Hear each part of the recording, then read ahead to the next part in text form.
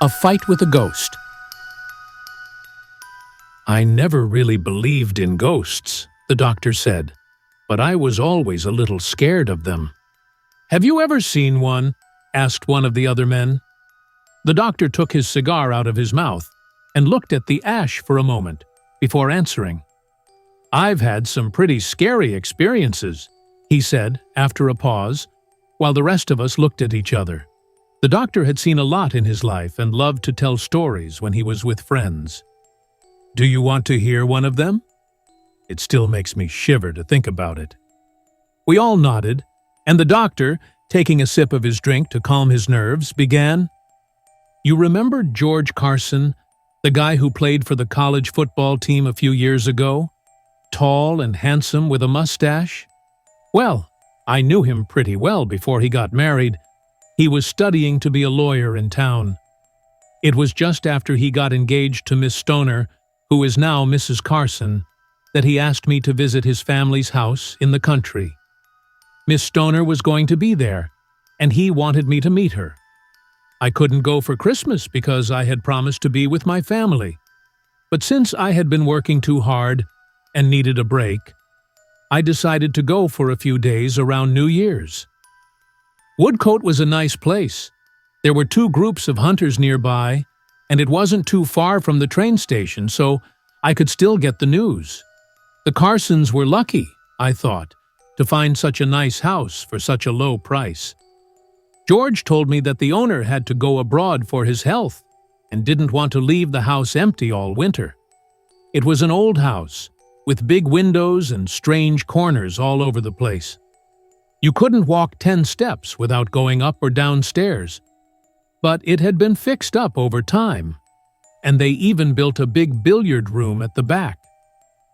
A country house in the winter without a billiard room when it's too cold to hunt is, well, not even a nice prison. There weren't many people there, just George, his parents, his 2 young sisters, who didn't really count, Miss Stoner, who definitely counted, and me.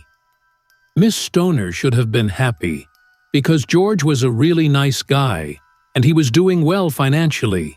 He was an only child, and his family was rich. But, for some reason, she didn't seem happy or healthy. She made me think she had something on her mind, something that made her nervous and sad. I think George noticed too, because I saw him looking at her with worry. But since I wasn't there as a doctor, it wasn't my business. But I found out the reason before I left Woodcote. The second night after I got there, we were playing pool and everyone had gone to bed. George and I went up to his study, which he had set up upstairs, to have a smoke and talk before we went to bed. His study was next to his bedroom, and they were separated by curtains. As we were settling down, I couldn't find my pipe. I remembered that I had left it in the billiard room. I never smoked someone else's pipe, so I lit a candle and went to look for mine. The house looked really spooky in the dim candlelight. The stairs creaked, just like someone was following me. I found my pipe where I expected, and I came back, maybe a little faster than I should have. Maybe that's why I tripped over some stairs in the dark and dropped my candle. Of course, it went out, but I found it again after a little searching. I didn't have any matches, so I had to feel my way along the railing. It was so dark that I couldn't even see my hand in front of my face. As I walked slowly, sliding my hand along the railing, it suddenly touched something cold and wet, something that wasn't the railing. I stopped and held onto it for a second, and I realized I was holding another hand, a thin, bony hand that quickly pulled away from mine. I couldn't hear or see anything, but I knew something had brushed past me and was going up the stairs. "Hey, what was that? Who are you?" I called, but there was no answer. I was scared. It must have shown on my face. "What's wrong?" asked George as I stumbled into his study. "Oh, nothing," I answered. I dropped my candle and got lost. But who were you talking to? I was just talking to myself, I said. Oh, I thought maybe you had seen someone, replied George. I didn't want to tell him the truth because he would have laughed at me. But I decided I needed to take a couple of weeks off and relax. That night, I woke up several times, feeling that strange hand under mine, that cold, wet hand that pulled away when I touched it. The next morning after breakfast, I was practicing my pool shots in the billiard room, while Carson was at the stables. A moment later, the door opened, and Miss Stoner peeked in. "Come in," I said. "George will be back from the stables in a few minutes. We can play a game." "I wanted to talk to you," she said.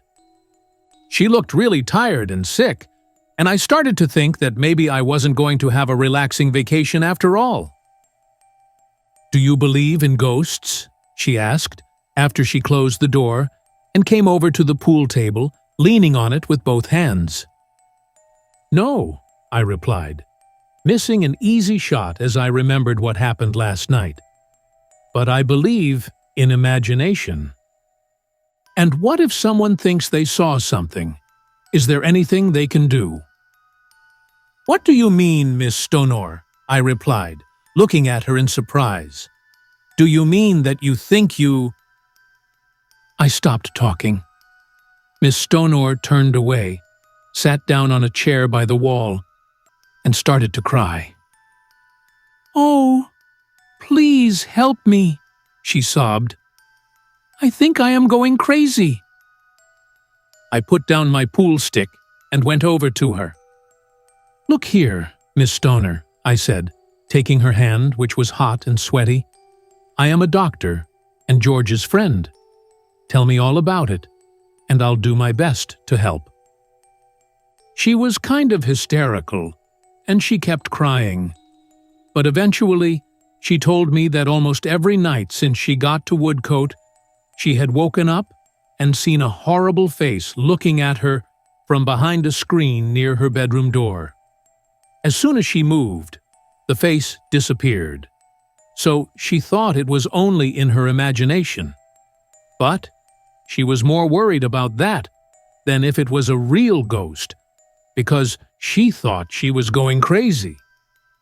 I told her that it was a common problem, a sign of stress, and I promised to send a groom to town to get her some medicine. And after she made me promise not to tell anyone, especially George, she felt better. But I wasn't sure I had diagnosed it correctly. You see, I had been a little freaked out myself earlier that day. George was taking longer than I expected at the stables, and I was going to find him when I ran into Mrs. Carson at the door. "Can you spare a moment?" she asked, as I opened the door for her. "I wanted to talk to you alone." "Of course, Mrs. Carson. An hour, if you want," I replied. "It's so convenient to have a doctor in the house," she said with a nervous laugh. "Now, I want you to give me something to help me sleep. My nerves are really bad, and I don't sleep as well as I should." "Ah," I said, "do you see faces and things like that when you wake up?" "How did you know?" she asked quickly. "Oh, I figured it out from the other things you told me. We doctors have to notice everything." "Well, of course, I know it's only in my mind, but it's just as bad as if it were real. I can't tell you how sick it's making me. I didn't want to tell Mr. Carson or George. They would think I was losing my mind." I gave Mrs. Carson the same medicine as Miss Stoner, but by then I was sure that there was something wrong that couldn't be fixed with medicine. But I decided not to tell George yet. I couldn't betray the trust of Miss Stoner and Mrs. Carson, and my own experience the night before wouldn't have convinced him. But I decided that the next day, which was Sunday, I would make an excuse to stay home from church and look around the house. There was obviously a mystery here, and I had to find out what it was. We stayed up really late that night, Nobody seemed to want to go to bed. We stayed in the billiard room until almost midnight. Then we walked around the hallway, just talking. But finally, Mrs. Carson said goodnight and gave me a knowing look. And Miss Stoner said, "Thank you so much. I feel better." And they both went upstairs. George and I said goodbye in the hallway upstairs. Our rooms were across from each other. I didn't get ready for bed right away. I sat down and tried to figure out why everything felt so strange. The more I thought about it, the more confusing it got. I knew for sure that I had touched something very alive and unpleasant the night before. Just thinking about it made me shiver. What living thing could be walking around the house in the dark? It was a man's hand. I was sure about that. George couldn't have been it, because he was in his room all night. It wasn't likely that Mr. Carson, the father, would be sneaking around his own house in his socks, refusing to talk when someone called out to him. The only other man in the house was the butler, who was a very respectable guy, and his hand, which I had noticed when he poured my wine at dinner, was plump and soft, but the hand I felt on the railing was thin and bony. And then, what was the real reason for the face that the two ladies saw? Indigestion might explain it for one of them, but it seemed crazy that two women, one old and one young, would have the same problem at the same time, in the same house, with the same symptoms. I wasn't feeling good about it at all, and I checked all the cupboards and under the bed before I got ready for bed. Then I went to the door to lock it. Just as I touched the handle, I heard a soft step outside, and a sound that was half a sigh and half a groan. It was very faint, but I could hear it clearly. It was a little disturbing. It might have been George. Anyway, I decided to check. I opened the door quietly, and there was nothing in the hallway. But on the other side, I could see a door open and George's head peeking around the corner. "Hey," he said. "Hey," I replied. "Was that you walking down the hallway?" he asked. "No," I answered. "I thought it might have been you." "Then who the heck was it?" he said. "I swear I heard someone." We were quiet for a minute. I was trying to decide if I should tell him about the scare I had already had when he spoke again. "Listen, come here for a minute, old pal. I want to talk to you." I walked over to his side of the hallway, and we went into his little study, which was next to his bedroom. "Listen," he said, stirring the fire which was burning low. "Doesn't it strike you that something's really strange about this house?" "You mean?" "Well, I wouldn't say anything about it to the father or Miss Stoner because I don't want to scare them. But almost every night, I hear weird footsteps on the stairs. You've heard them too, haven't you?" "Now that you mention it," I said, "I guess I have." "And what's even weirder," he continued, "I was sitting here the other night, kind of half asleep, and it seems crazy, I know, but it's true. I suddenly saw a horrible face staring at me from behind those curtains. It was gone in a second, but I saw it as clearly as I see you." I moved my chair nervously. "Did you look in your bedroom or the hallway?" I asked. "Yes, right away," he replied. "There was nothing to see, but twice more that night I heard footsteps walking past. Good God!" He jumped up in his chair, staring over my shoulder. I turned quickly and saw the curtains that separated his bedroom swing closed. "What is it?" I asked, out of breath. I saw it again, the same face, between the curtains. I pulled the curtains open and ran into the next room. It was empty. His lamp was on the table, and the door was open, just like he had left it. The hallway was quiet. I came back into the study and found George running his fingers through his hair, looking confused. "There's clearly someone else in the house," I said. I think we should look around and find out who it is." "All right," he said, picking up the poker from the fireplace. "If it's something made of flesh and blood, this will be useful, and if not—" He stopped talking, because at that moment, the most terrifying scream I had ever heard rang through the house. A scream of wild, uncontrollable fear. I had never heard anything like it, and I hope I never hear it again. For a second, we stared at each other, speechless. Then, George rushed out of the room and down the hallway to the stairs. I followed close behind. We both knew that only a woman in mortal fear would scream like that, and that woman was Miss Stonor. We raced down the stairs in the dark, but before I got to the landing where Miss Stonor's room was, I felt something brush past me, just like I had felt the night before. As I ran, I turned and tried to grab it in the dark, but my hand grasped only empty air. I was about to turn around and follow it when I heard George shout, and looking down, I saw him standing over Miss Stonor. The door to her room was open, and in the moonlight that shone in the room, I could see her lying in her white nightgown across the doorway. What happened in the next few minutes, I can hardly remember clearly. The whole house woke up because of the poor girl's terrible scream. She was unconscious when we got to her, but she woke up a little when Mrs. Carson and a terrified maid lifted her back into bed.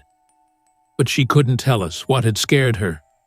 All she kept saying, over and over again, was, "Oh, the face! The face!" When I saw that I couldn't help her right now, I took George's arm and led him out of the room. "Look here, George," I said. "We have to find out what's going on. I'm sure I felt something run past me when I came downstairs. Does that staircase lead anywhere else besides our rooms?" George thought for a second. "Yes," he replied. "There's a door at the end of the hallway that leads up to a kind of storage room." "Then we're going to explore it," I said. "I can't go to sleep until I get to the bottom of this. Get the butler to bring a lantern." The butler looked like he didn't like this idea, and to be honest, I didn't either. It was the creepiest thing I had ever done. But the three of us set off. First, we searched the rooms on the floor above, where George and I slept. Everything was the same as when we left. Then, I pushed open the door at the end of the hallway. A rickety staircase led up into the darkness. We went up slowly.